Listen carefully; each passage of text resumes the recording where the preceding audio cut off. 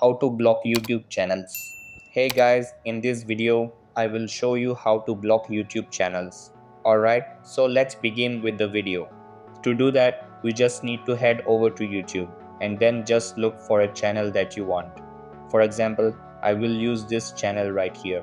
From here, I can just head over and click on this right here. What you need to do is make sure that you are not subscribed to that specific channel.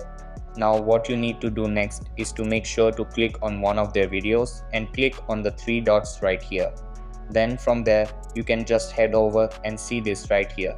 What you can do is make sure that this is not recommended to you. Just click on the three dots in the upper corner and click hide user from my channel. Click on that hide user and they will be hidden. Next thing you can do is just click on the three dots right here. Click on report user and then choose any reason why you want to remove this user. After you complete this, make sure they will be removed from your account. So that's basically how you can block YouTube channels. So that's all for this video. Consider subscribing if you find it helpful, and I'll catch you in the next one. Thanks.